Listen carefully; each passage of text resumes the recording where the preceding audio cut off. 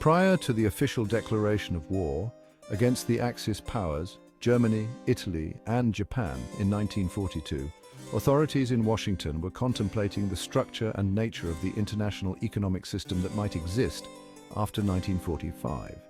Policymakers have come to recognize that the Great Depression and the emergence of fascism were partially caused by countries implementing discriminatory trade policies in the interwar period.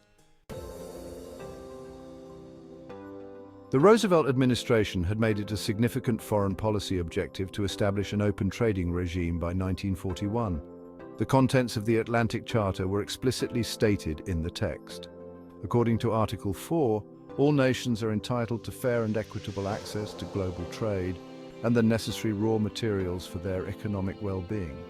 This method also served as the foundation for the 1942 Lend-Lease arrangement with Britain.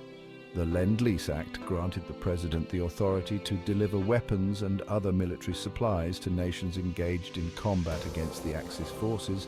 However, in the case of Britain, this was contingent upon its willingness to embrace a new international economic order after the war.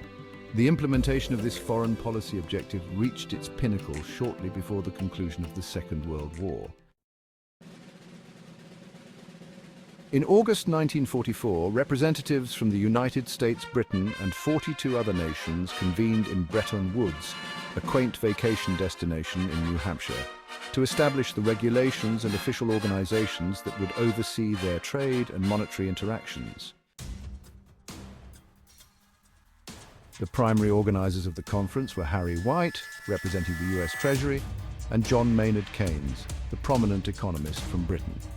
The Bretton Woods Conference, officially named the International Monetary and Financial Conference of the United and Associated Nations, played a crucial role in both the economic revival of Europe and the establishment of a framework for global commercial and financial practices that still hold significant influence today. Representatives from the former Soviet Union were present, but their influence in the debates was limited. Due to their deep-rooted opposition to capitalism, it was expected that the Soviets would reject the institutional structures that were agreed upon by the other parties.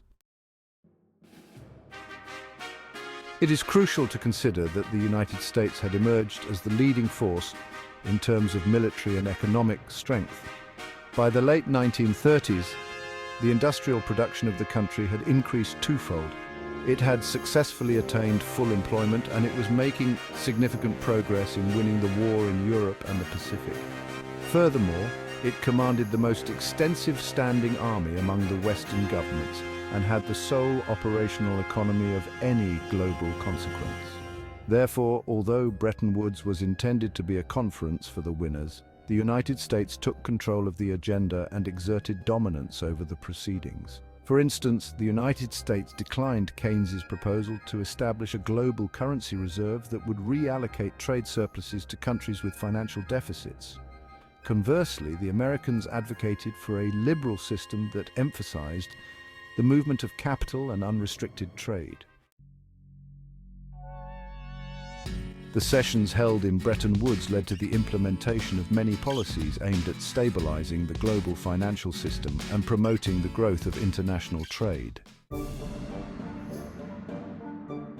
The Bretton Woods system encompassed the establishment of three distinct institutions: the International Bank for Reconstruction and Development, also referred to as the World Bank, the International Monetary Fund, and the General Agreement on Tariffs and Trade. The primary purpose of the World Bank was to provide financial aid in the form of loans to countries that were severely affected by the Second World War. The primary purpose of the IMF is to supervise and regulate the administration of stable currency rates among its member countries. The purpose of establishing GIAT was to dismantle trade practices that were discriminatory. The defining characteristic of the Bretton Woods system, however, was the establishment of fixed exchange rates. The International Monetary Fund, or IMF, assessed the worth of all global currencies in relation to the US dollar, while the value of the dollar itself was determined by the price of gold. In 1945, the United States possessed around 75% of the global reserve gold stockpiles, which amounted to around $25 billion. According to the deal, the United States made a commitment to exchange money for gold whenever it was requested. While Bretton Woods achieved some success in revitalizing a global economy devastated by war, it had significant shortcomings as a sustainable long-term economic policy. The original intention of the convertibility of dollars into gold was to provide stability to the financial system. Foreign reserve banks would convert US dollars into gold as they were sent overseas as help or used to purchase items for US customers. By 1970, the amount of gold held by the United States decreased to $10 billion.